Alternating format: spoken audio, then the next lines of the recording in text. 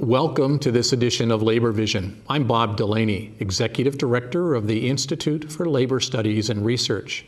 Labor Vision, a production of the Institute, focuses on topics of importance to working Rhode Island families. We hope you enjoy this evening's edition.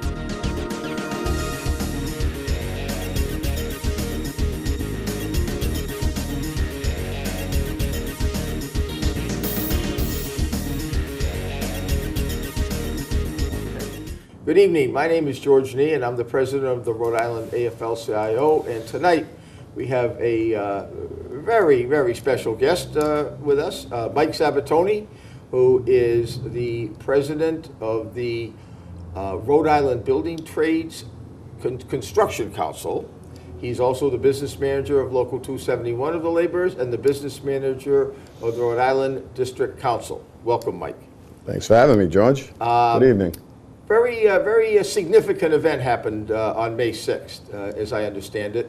The governor of our state, Governor Raimondo, came out to the IBEW 99 Hall in Cranston for a kind of a town hall meeting with the members of the building trades to talk about her budget items that she believes will get our state back to work. Can you just give us a little bit of a thumbnail sketch of what happened that night and some of the issues she covered? Sure. It was a great event. The governor had made the request to do a town hall meeting with tradesmen and women in Rhode Island. And it was held at the IBEW local hall training facility out in Cranston, which is a tremendous facility. And the theme of that visit was to showcase and bring awareness to continuing investments in apprenticeship and training, specifically in the construction industry, since we know that our industry is a big part, a pivotal part of her economic proposal to get the state going again, with a lot of investments that she's proposing in her budget. Well, I know the governor has made her top priority getting Rhode Islanders back to work and getting our economy back to work, and she's been very supportive and understanding of the role of the construction industry in making that happen. From your perspective, what are some of the highlights in her budget, and how would they work?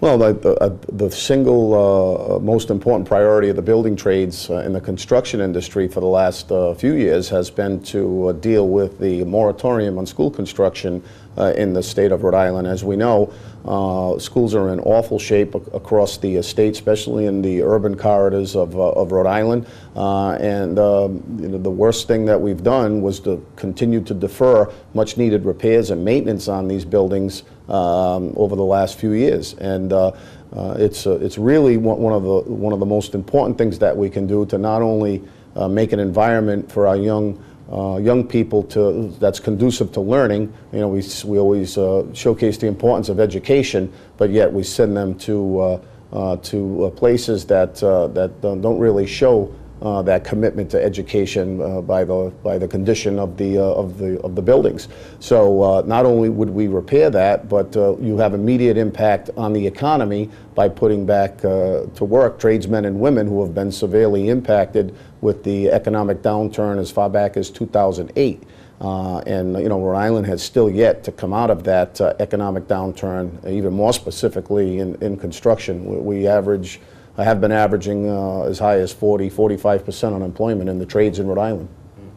You know, maybe as a side note, tell people about that young lady that wrote you the letter from Roger Williams School and how the governor responded to that. That makes it's kind of an interesting story, and we participated in that. Yeah, we had the opportunity to visit the Roger Williams Middle School. Roger Williams Middle School in Providence, and it was an outreach from a young lady who was doing her internship from Providence College, helping with a program called Generation X that takes on some civic priorities as a test case and a learning scenario for, this happened to be a 7th grade class, and they reached out to me in my capacity as president of the building trades and asked if I would come address their class because their priority was to remove the school building moratorium so that they could fix the school that they currently attend. And I thought, you know, what a better way to actually use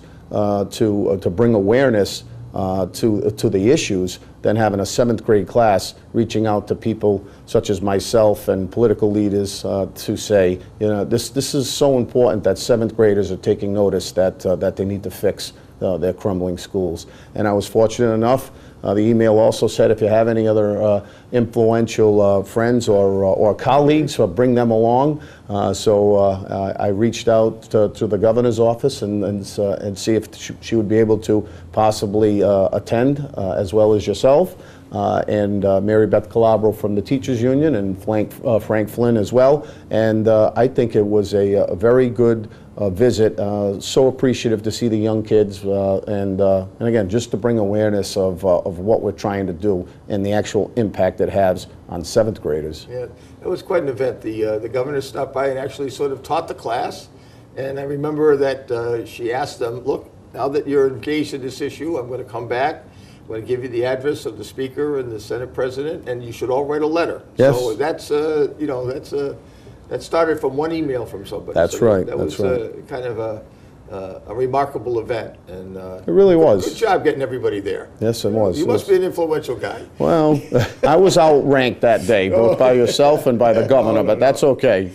One of the, I think, very creative and innovative ideas that is in this budget is a sort of a joint effort with our treasurer, new treasurer Seth Magaziner, and the governor, of the creation of an infrastructure bank that will also impact the schools. And so maybe just give us a few highlights of what you know about that and how you think that could be beneficial. Yeah, then this program will leverage already existing funds to leverage more appropriations of some leftover funds that have not been spent to create the opportunity to green up public buildings, as well as even some residential buildings, but mostly public buildings, and which again is something that's extremely important. We have some of the highest costs of energy in the country here in the Northeast, and a lot of our building stock is not energy efficient. So it puts immediate people back to work, building tradesmen and women, constructing these projects and retrofitting these projects, and it also reduces the overall cost to heat and cool these buildings due to the conditions that they're in. I happen to live in the Northeast, and we've been around a while, so our buildings tend to be a lot older than other areas of the country, and we have difficult winters and hot summers. So it's a way to leverage funds and do something that's in the immediate appropriate, putting people back to work, and the long-term impact that it has on our emissions as well as our cost of energy. Well, I think it's also very creative in that one of the possibilities is to provide some retrofitting to, for example, nursing homes to get a lot of their money from the state, and are, again, older buildings. So not only is it putting people back to work to get them retrofitted, but then over time, the state's going to have to spend less money on the reimbursement system to the nursing homes, and the same thing with the cities and towns. So it's a pretty creative project from what I've seen. And I also felt that they did a very good job, as I understand, of going through the budget and going through the areas where we had federal money that was sitting there. That's correct. That hadn't been used. Just mention that for a minute, because it's crazy that we weren't using this money. Yeah, believe it or not, from time to time there is money that we haven't found the purpose for yet to utilize. So this will use existing monies. I believe it's $2 million of maybe even leftover ARA money, and we'll then leverage, from what I understand, about $30 million more to get this program up and running. And the other thing that I think is a smart move by both the treasurer and the governor is to use and build upon the success of the Clean Water Financing Agency as the model and the conduit to implement this program, which we know has been a tremendous success for the cities and towns in dealing with their clean water issues. Good. Just take a minute before we go into a couple of other issues. What was the your folks, the building trades brothers and sisters, have had a 3 or 4 or 5, 6 tough years. What's the mood right now of that event, that town hall? Do they feel optimistic? Do they think things are starting to turn around? I would describe the membership as anxious, but optimistic. Optimism is definitely in the air. We were big supporters of Governor Raimondo through her campaign for exactly what we're speaking about tonight on these initiatives that'll get our members back to work, that we are part of the solution. You know, a vibrant construction economy lends itself to an overall vibrant economy. Anxious because it hasn't happened quick enough, as we know in neighboring states, Massachusetts and Connecticut are bustling, and Rhode Island has lagged behind. So we believe that all of these incentives in the article, the budget articles, are pieces and tools for us to get the economy going, and you know, we believe that we're on the cusp of that happening. Okay. Well, before we wrap up, do you have any other specifics you want to mention? Any things that jump out at you as real strong articles in this budget that'll help us? Like I said, I just think that they all come together. You know, there's not one single thing there that I think will solve the issues. I think it's a combination of all of them, and having the tools in the toolkit, to use a phrase from a building trade guy, that will give the state options that it can use when necessary to make sure that we get the economy going. And I do think that the perfect person for the job is the new Commerce Secretary, and Stephen Pryor, who is extremely well versed in how these things intertwine and how to utilize them to get the Rhode Island's economy going. And I also would like to commend as well the leadership of Speaker Mattiello and Senate President Pivaweed, who first blush have been supportive of most of these things. I know obviously there'll be some tweakage to the budget, sure, but I think you know, with their leadership and working together with Governor Raimondo, I think that's why you see anxious optimism from my members. Well, I know that, and I'm glad you mentioned the Speaker and the Senate President, because I think they have set a course over the last couple of years to try to, you know, make this state a more business-friendly state, which from a labor perspective is a good thing, because we want businesses to thrive, because that's where our people work. So they've got the ball rolling, and I think now there is a partnership that we haven't had in a long time, where we see the political leaders working together. So that's, I think that's to our benefit for everybody. The only solution to the problem is a vibrant economy, whether you're in business or labor, whether you're a public employee or a private employee, whether you're a mayor, a town administrator, a rep, or a senator. The only thing that solves the universal problem is a vibrant economy. Without that, everybody's pretty much got the same issue and difficulties.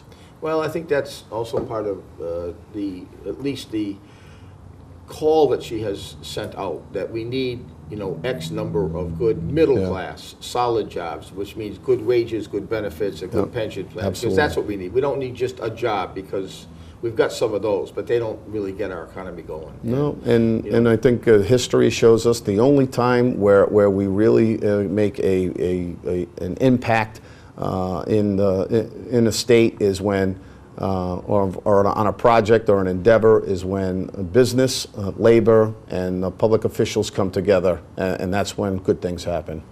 I think that's a great way to end this show tonight. And well, I appreciate your time, you know, and I appreciate you having me. Coming in, and you know, everything you do to keep this state moving forward and representing your members. You've done a wonderful job over the years, and it's noticed, because, you know, just that one student at Providence College knew who to send an email to get something done. And I appreciate all the support from yourself and the AFL-CIO. You know, you work tirelessly on behalf of all working men and women, and not just union workers, but all. And you know, it's a pleasure for me to work with you, and I appreciate you having me. All right, good. Thank you. Take care. We have heard the labor perspective on the governor's budget. Now let's listen to the governor in her own words, speaking recently at the IBEW Local 99 Training Center. Thank you. Thank you, guys. It's great for me to be here, and you were very supportive in the campaign, and I appreciate that. And I'd like to think you did that because you knew you could trust me to work as hard as I can to get jobs into Rhode Island and to put your families to work, to put you and your families to work. And that's exactly what I'm doing. That's exactly what I'm doing. You know, I bet a lot of people in this room, and your brothers and sisters who aren't in this room, haven't been as busy as you've wanted to be in the past 2, 3, 4, 5 years. You know, it's a fact. It's true, right? Right? You spend a lot of time wanting to work, and there's no jobs to work on. And when you're not working, you're not getting paid, you're not paying into your health care, you're not paying in, and that's not the way it should be. So my whole mission as governor is to focus like a laser on getting this economy going again. And that starts with rebuilding the state of Rhode Island. Because when we rebuild things, you get a job. And the unemployment rate in the trades is still, how high is it? What, 20% plus? 40 and some? It's ridiculous. And there's no excuse. So let me tell you what I'm going to do. Let me tell you, right now, I have a proposal in front of the Rhode Island General Assembly. And it's designed to do 3 things. Put shovels in the ground and cranes in the sky. Lower the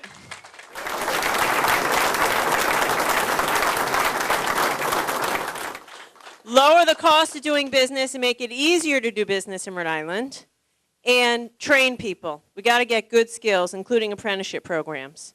So the first thing we're going to do, I have a big program right now which will provide real estate tax incentives. So we have some commercial real estate, so we have commercial building going.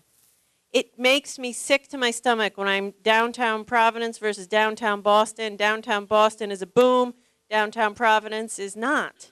So every commercial real estate developer I talk to says they're ready to build, but because our economy is so depressed, they need a little help. So I think we should give them the incentive they need to get the buildings going, which puts you guys to work.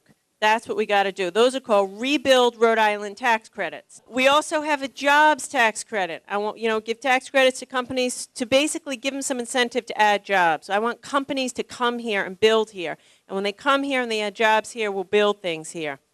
It's so important. Second thing is we got to make it easier and cheaper to do business. The reality is a lot of people, companies, don't want to add jobs in Rhode Island because they think it's too tough of a place to do business. And we got to change that perception. So one of the things I'm proposing is right now Rhode Island's one of the few states in the country where we actually tax businesses on the amount of electricity that they buy. We got to get rid of that because companies don't want to be here if we put that burden on them. And if they don't want to be here, they're not employing people here. So we have to do that. I also have a huge proposal for the 195 land. So you probably know we rerouted the highway. There's a couple dozen acres in downtown Providence. I want to use that land. I want to have every square inch of that land should be to create jobs. So I have proposed a $25 million fund to kickstart development on that land. Listen to me. If we do this right, they did a program like this in New York City. They had Roosevelt Island. Roosevelt Island was just like 195. Piles of dirt on the ground. And New York City came in there. They put some money on the table. The government said, we want you here. They brought together colleges and universities with companies. And they have a booming campus. And you know what happened? The first people that get put to work when we build these things? You guys. The building trades, iron workers. They are building a huge applied sciences campus. You know what it takes to build a campus? Iron workers, plumbers, pipe fitters, painters, laborers. It's about electricians. Come on, help me out. I don't know how to build a building. That's your job. Laborers, there you go. Look at me. There you go.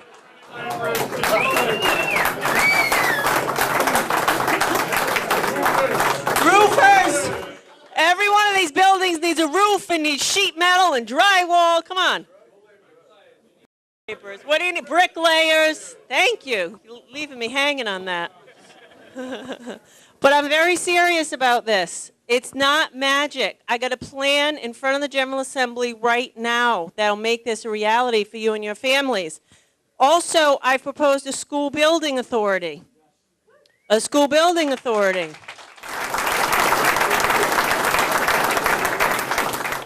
I went the other day, Michael and I went to Roger Williams Middle School in Providence, and it's falling apart.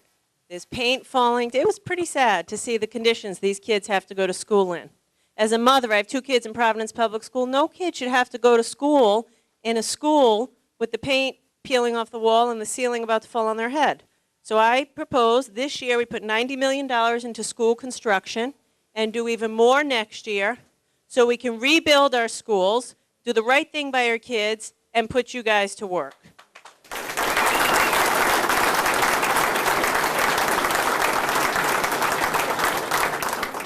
And then the last thing I have in there is an infrastructure bank, kind of a green bank.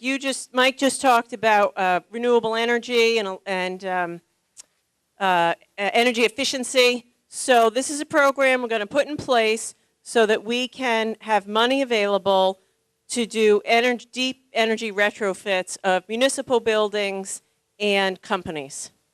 And what we're going to do is we're going to get a lot of banks to come to the table to lend money to companies and cities and towns to do this energy efficiency work.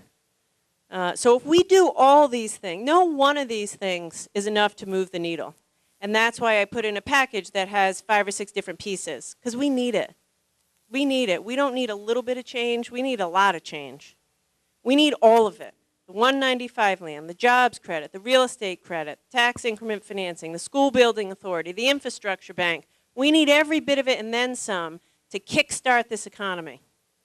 That's what I want to do. This is like to ignite the comeback that Rhode Island needs. Everywhere I go, I say to people, get on board with the comeback, because we've been down on our luck for too long, and we got everything we need to make this comeback happen. The last piece of the jobs plan is to train people. The reality, and you do this better than anyone with your apprenticeship programs. Look, here's the reality. People need skills to compete in this workforce. So I have a program to provide college scholarships. I happen to believe every kid that comes out of a public high school in Rhode Island with good grades should be able to go to college even if they don't have enough money to go. So we're going to start a scholarship program to pay for that gap. I also have a program I'm rolling out so that kids can take college classes while they're in high school. Too many kids go to CCRI and drop out. They drop out because they have to work 2 or 3 jobs while they're there. And it takes too long to get their degree. So if they can get half of their degree in high school, then maybe they can get their associate's degree in only 6 months or a year. The goal for all of this is to make Rhode Island a place of opportunity. That's all we really want, right? People just need a chance.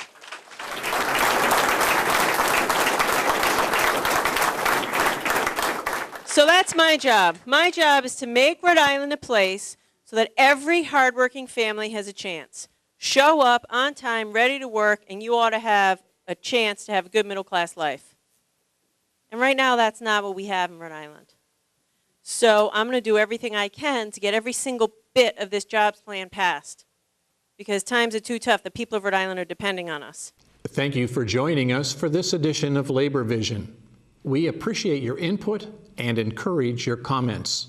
Labor Vision can be seen on this channel 3 times each week: Tuesday at 7 p.m., Thursday at 8 p.m., and Saturday at 5 p.m.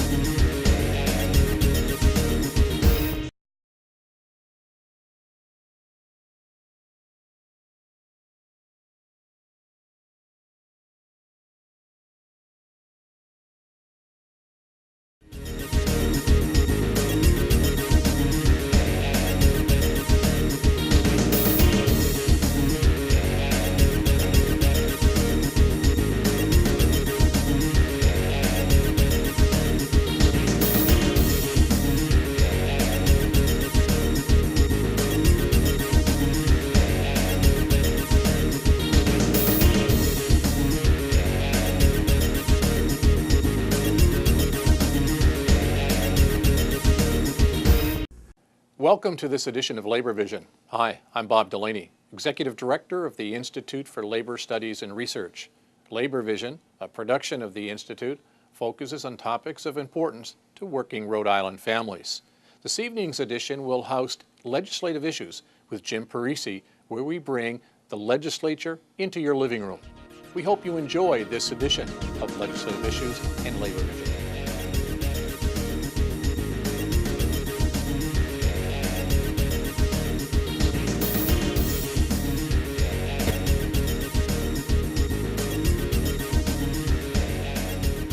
Thank you for joining us for this edition of Labor Vision, where we bring the General Assembly right into your living room. My name is James Parisi. I'm a field representative with the Rhode Island Federation of Teachers and Health Professionals, and I am your host this evening. Today we're going to continue our conversation with our General Treasurer and talk about some legislative initiatives that he's working on. Seth Magaziner, thank you for joining us. Thank you again for having me. So in the last segment, you talked about running for office, and you talked about the importance of the Treasurer's Office being a driver of our economy.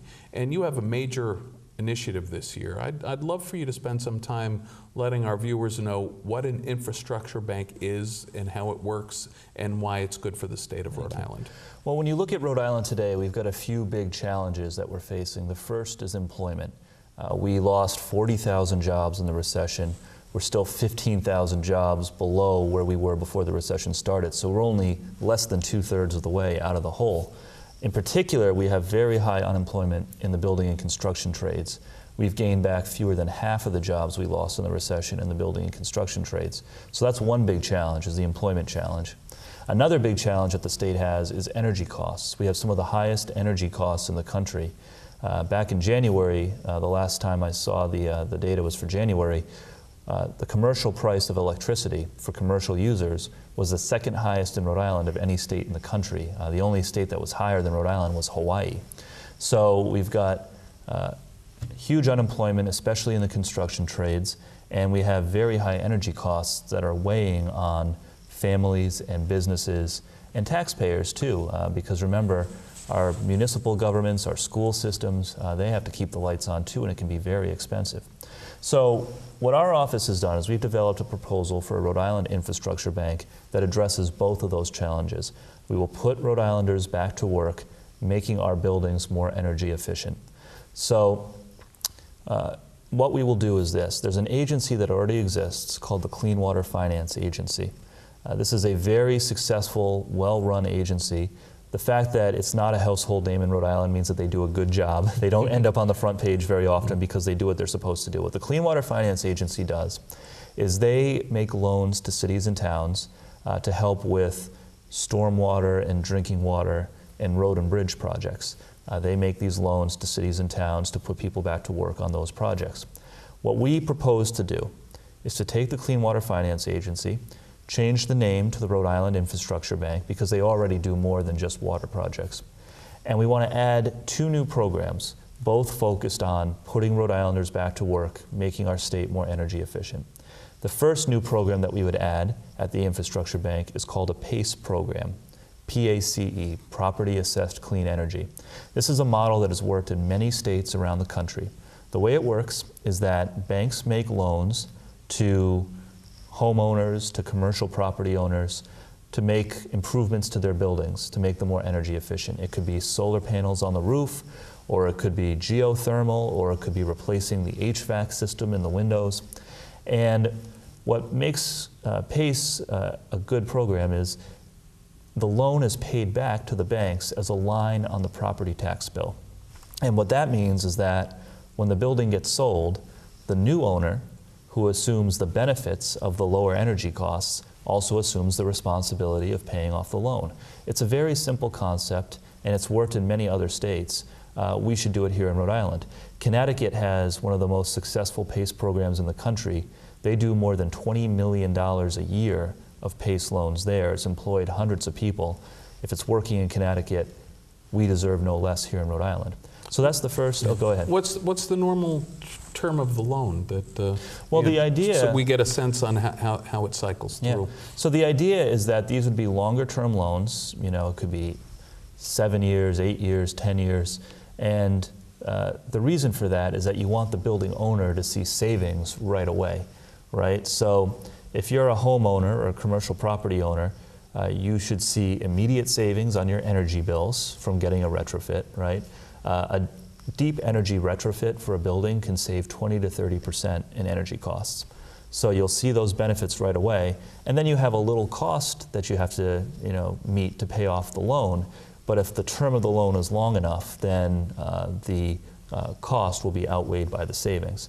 So you're looking at longer term loans, 7, 8, 10 years, maybe longer in some cases, so that the building owner can see that net savings right away.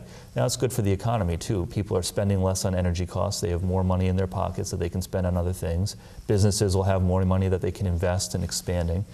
So it's the same effect as a tax cut, except instead of lower taxes, it's lower energy costs. So that's the PACE program, and we're not reinventing the wheel here. This has been done in many other states and done successfully in many other states. PACE is great, but it doesn't help you with public buildings because public buildings don't pay property taxes. Mm-hmm. So the second program that we would add at the Infrastructure Bank is a fund for energy efficiency work in public buildings, for schools, for city halls, for housing authorities.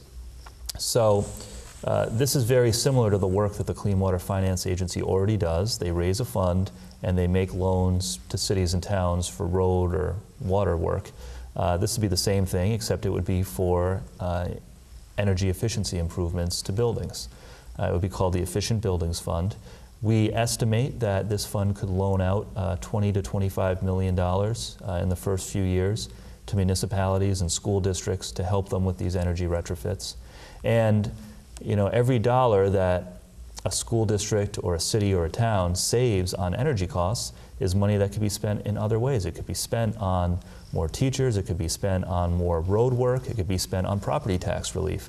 So the concept here is the same. You're putting people back to work on projects that will help Rhode Island save on energy costs. You must have dealt with some municipal leaders. What sense do you get as far as their desire, their need to do some energy efficient retrofits or construction? The question I get the most from municipal leaders is how soon can we start? There's tremendous excitement about it. Mm-hmm. When we had our Finance Committee hearings on this proposal a few weeks ago, we had a whole bunch of mayors and town administrators send in letters of support. They want this. We had the mayors from Providence, North Providence, Warwick, Cumberland, you name it, all saying that they wanted to do this. Municipalities in Rhode Island spend more than $50 million a year on electricity. That's just electricity, that's not gas, that's not heat. So this is a huge cost to our cities and towns and our school districts. And if we can help lower those energy costs and put people back to work in the process, then it's a win-win. In terms of the other side, the PACE program, mm-hmm. Again, what kind of need do you hear about as you've rolled this issue forward? Well, energy costs are a tremendous burden on business in Rhode Island. There's no question about it, especially in the manufacturing sector, especially in those businesses that are more energy intensive, but really all across the board. Businesses are really strapped in Rhode Island. They've cut as much as they can. They're cut to the bone. They can't cut anymore. And so, if they can save, a little bit of money every month on their energy bills, there's a tremendous amount of interest in that. And again, all you have to do is look at what the experience has been in other states. In Connecticut, they have more than $20 million a year of PACE loans that are happening. And what's interesting there is in Connecticut so far, they've only launched PACE for commercial properties. In Rhode Island, we want to do it for commercial and residential, so we think it could be a very significant program here as well. We need the jobs. We need to be putting people in the trades back to work, and we also need to help our families and our businesses and our governments in Rhode Island save on their energy bills. And in the process, we're also helping to lower the state's carbon footprint, which is also a good thing. We're the ocean state, and we have to be very concerned about climate change, so anything we can do to help, we should. No, that makes perfect sense, and the whole program makes perfect sense. I've followed it, from a distance at the State House. I haven't heard a whole lot of detractors. Are there any? No. And So, what are you encountering as far as skepticism or opposition to this program? Very little. So just to give your viewers an idea of the process, this proposal, the infrastructure bank proposal, was delivered as part of the governor's budget. So the governor is supportive of it. She included it as part of her plan. It's now in the General Assembly. We had our House and our Senate Finance Committee hearings on the article a couple weeks ago, and there was tremendous... And this is Article 24 Article for people 24. who Good care memory. about the Yeah, details. you got it, right. Well, I sat in on the hearing, and that's right. I remember seeing the lobbyists for National Grid in the room, and everyone seemed to be on the same page, which is even more interesting, I thought. Yeah, you know, it's not every day you have the AFL-CIO and the Greater Providence Chamber of Commerce and the environmental groups in the state all supporting the same proposal, but that was the case here. We've got tremendous support from the labor community, from the business community, Providence Chamber. You also mentioned National Grid has been supportive. The Rhode Island Bankers Association, speaking of PACE, they're interested, which is a good sign that we could get PACE up and running here. So tremendous support from labor, business, environmental groups, and municipal leaders, as I mentioned earlier, have been hugely supportive as well. And in those hearings, the House and Senate Finance hearings, not one person showed up in opposition, not one. So no, there's been no real opposition yet that we've encountered, but we got to continue making the case to our friends in the General Assembly and the public at large that this is a plan that will help Rhode Island, help put our people back to work, help reduce energy costs for business, and help fuel some recovery in the state. So we just got to keep getting the message out there. So you mentioned that the Clean Water Action Agency would be refashioned. Will there be an enhanced role for your office in the new entity? No. So I already serve on the board of the Clean Water Finance Agency. All treasurers have, and so that will stay the same.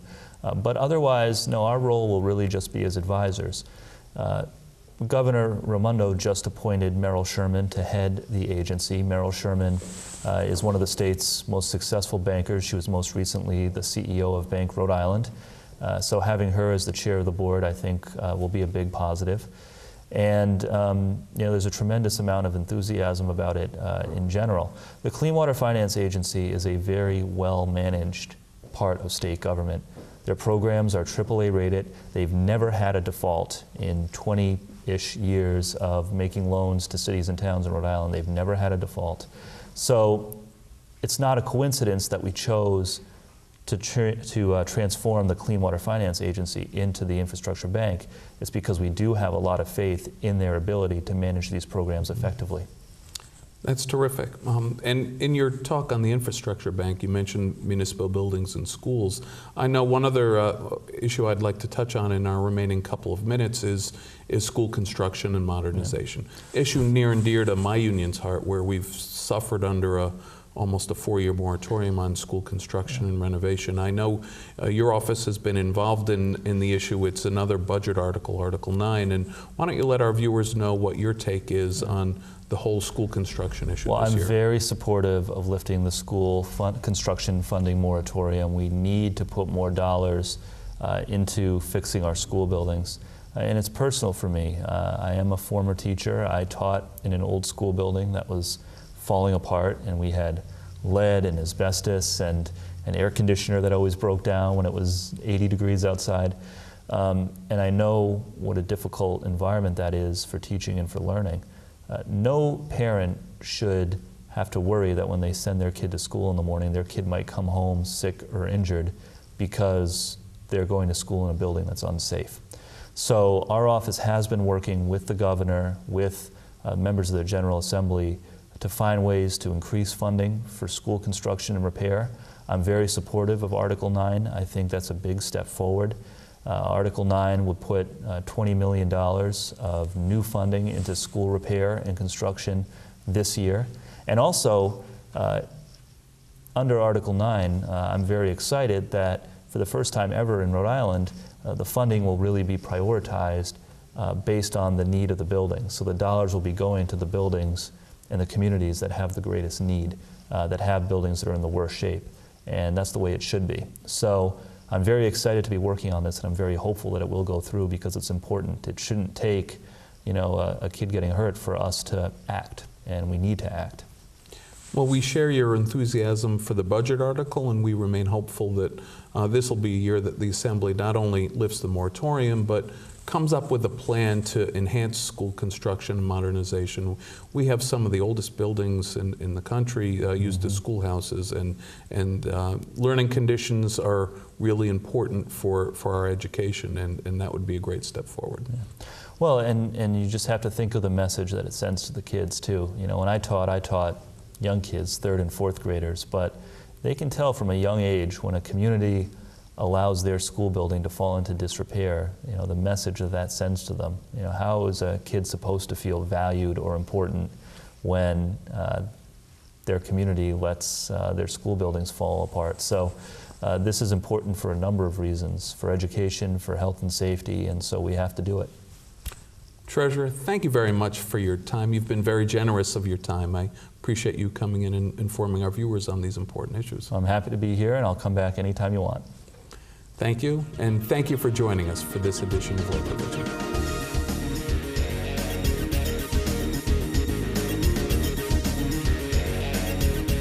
Thank you for joining us for this edition of Labor Vision, where we bring the General Assembly right into your living room.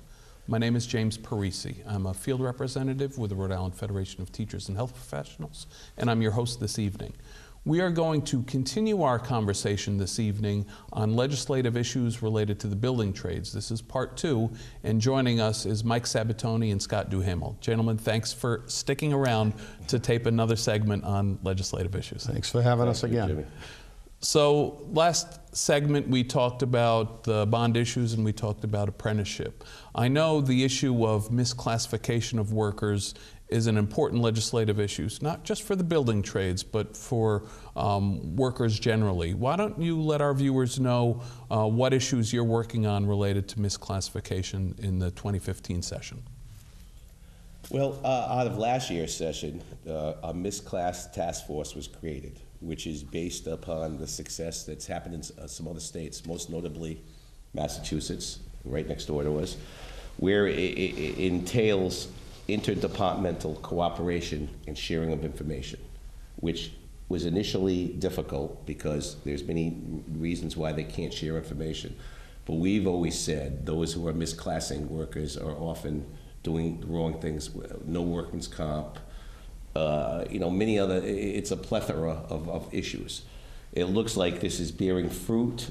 Scott Jensen, who was just hired by the governor as the new Director of Labor and Training, is well aware. It came to us educated in these from Maryland, already knew many of these issues, and he's taken hold of this. This misclass task force, I believe, is going to bear fruit for the first time in years.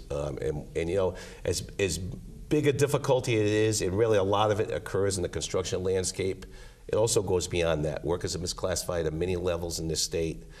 They're 1099 when they're really not. That's essentially what misclassification is. They're called a 1099 worker, yet they're under the direction of a person. They're provided materials and told what to do and what hours to work, yet when the day ends, they're 1099'd. And that's what we're trying to get past here. And I think it's really going to be, I think at the end of this year, 2015, what I see, we had a misclass task force group meeting just last week.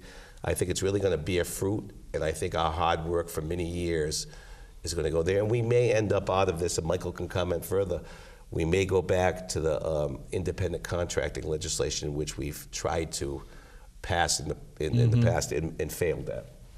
Yeah, it's a subject that states across the country have dealt with in different ways. Some have adopted their own definition and test of what an independent contractor is. Other states, like Connecticut, have formed task force of interagencies to coordinate their efforts on how they view an independent contractor, and other states have done a combination of both. So we have, as the Rhode Island Building Trades, have supported misclassification reform, I'll call it, since I think it was the 2007 Commission report that came out that identified, what the issues are, the loss of taxpayer revenue to the state of Rhode Island in unemployment insurance and workers' comp and just overall paying of taxes. So we're confident that this task force that's in place right now has to submit a report to the governor, I think, sometime later on this year, that it will finally bear some fruit and give the state maybe an indication on which way it should go to address this problem going forward. And in the construction industry, it's riddled with people being misclassified, and it's extremely lucrative to skirt, especially in workers' comp, which the construction industry is a dangerous industry, to classify someone as an independent as opposed to an employee. So it's a huge issue for the construction industry, and it gets into a lot of other areas as well. So, but we've been at it for a while, and we'll continue to be at it and work through it. But this task force was something that we embraced, and as Scott has mentioned, with the arrival of Director Jensen, who's very well versed on this subject, I think that you'll see some fruits of that task force. Another issue that I know is on your agenda is historic tax credits. So we've had them, we've stopped them, we've dipped our toe back in the water. What's going on this year in 2015 with historic tax credits, and why is it important to the trades? Well, there's a Senate study commission devoted to historic tax credits. I happen to be serving on it. And Senator Josh Miller is the chair. We feel very optimistic about it. Our essential problem, it's been tough sometimes to explain to the public why we would be against construction. And essentially, historic tax credits is about construction, renovation of existing properties, and a lot of times they're the mills in Rhode Island. There are many other things, but I'd say predominantly the mills in Rhode Island that are left empty from our former textile and manufacturing. Of course, we want those places, and they're great places, and they look beautiful when they're done. We found there's been a rampant unreporting of who's actually worked there. You know, when people come and see the end result, it looks beautiful, and everybody's excited, and the old mill in Cumberland, the old mill in Burrillville looks fine. But we've seen license plates from every state in the union they're working. People we believe are misclassified, people we believe, and anecdotally we've been told, are not paying their taxes, are not, all that stuff. We want tax credits to be handed out with a little more, there has to be an end result there. We want enforcement. We passed the law a couple of years ago that 10 million and above, there'd be reporting, there would be apprenticeship requirements. So far, it doesn't seem it's been enforced. Not to blame the state, but they have a lack of those tools. So we're hoping this commission will dig deeper into it. And I always thought the 10 million was a little too high. I wish it was 5 billion. I believe they should be able to report about every worker, who has worked on that site construction-wise. That should be easy enough. Were they legitimate? Right. Were they getting paid? Do they have benefits? Do they not? What companies were they working for? We're giving away money. And you would hope that the money we're giving away would come back to entities within the state, whether workers or the business, the small construction guys, the subcontractors who are there. So far, I don't believe that's been the way it is. Jim, think about the ultimate irony of the state giving a tax credit to fund a program, and on some of these projects, the workers actually being paid in cash to skirt being taxed. So we'll talk about the ultimate irony.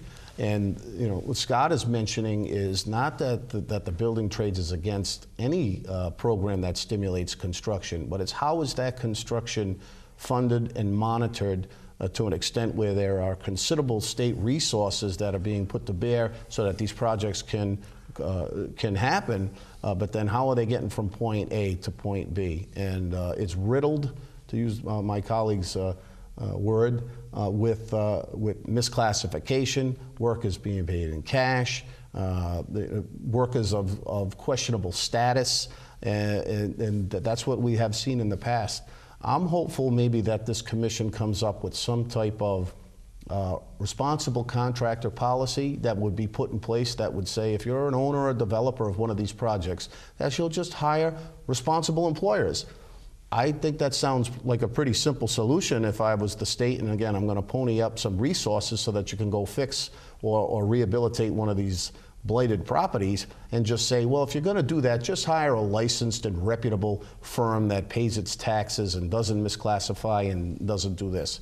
And I think that would fix the problem pretty easily. Right now, there is no protection whatsoever when someone gets that credit other than just certify that the property is done at the end, but how you got from point A to point B, there's no oversight in between. Sure. And you can clearly support a tax credit, but want to demand some reasonable accountability Absolutely. for what's And this been is done. not even a union, non-union issue. There are very reputable merit shop companies that play by the rules, that do not misclassify, that pay their taxes, that cross their T's and dot their I's, that would be in favor of this type of legislation as well. All it is a sound policy to make sure and certify that who's doing the construction will adhere to a certain level of professionalism. We only have a couple of minutes left, but I know in terms of other issues, you know, I know voters probably have an interest in the redevelopment of the former 195 land. Are you folks working on that and trying to shape that in a certain way? That's a great question. And feel free to talk baseball. He's a big baseball fan. Now, Scott takes a trek every year to Cooperstown, so I'll let him answer first. The on way this the one. 195 Commission is set up, of course, we watch every move that they're made. We watch every potential project. We don't get a chance to deal with any potential developer until they are awarded the project. So it's catch as catch can. We're hoping that the TSA situation in Providence, Tax Stabilization Agreement, which many in recent years has had an apprenticeship element in it. We're hoping that the new Providence City Council and the new mayor will keep that in there, which we think that's very important, once again, for the reasons we stated before. So 195, yet we're very optimistic about it, but we're also very extremely paranoid about it. And because we don't know, you know, we don't know which project is coming our way. And each project has to be, at that point, we have to talk to the developers, et cetera, those involved, and see if we can get some Rhode Islanders involved in the building of that project. Mm-hmm. Which, by the way, the first project, Lincoln Properties, which is proposing residences there, they've already elected to bring in a general contractor from Massachusetts who is union unfriendly, has a bad relationship with many of us, and we're worried about who they're going to actually employ to do that job. So if you want to know the absolute truth, the very first project announced is not one I'm very optimistic about. But there are some real good things that are happening in that area. As we mentioned at the last segment, you have the Brown URI-RIC joint endeavor there at South Street Landing, and we absolutely believe that that project will stimulate additional investments in that land and kind of kickstart what's happening down there, as well as the recent announcement of the potential relocation of the Poor Sox in Providence. Mm-hmm. You know, some detractors are saying, well, that's not the meds and eds and the type of vision that we had for that area. I look at it as a universal scenario where it enhances the experience of Providence, and I think would attract the meds and eds to be in around that area. There are going to be elements of housing in there. There's graduate student housing at the South Street Landing. There's going to be young people that are going to be in the startups that we're looking to have stay in Rhode Island once they graduate our fine institutions. So all of these things, I think, just enhance the overall experience of Providence. Obviously, the diligence has to be done, but I'm actually excited about that potential for the Poor Sox to be located down there. That's terrific. Well, we've covered a lot of ground in a short period of time. I thank you both gentlemen for joining us, and we look forward to a continued discussion about your activities as the session goes on. Thank you. Thank you for having us. See you at the end of the session, Jim. And thank you for joining us for this edition of Labor Vision. Thank you for joining us for this edition of Labor Vision. We appreciate your input and encourage your comments. Labor Vision can be seen on this channel 3 times each week: Tuesday at 7 p.m., Thursday at 8 p.m., and Saturday at 5 p.m.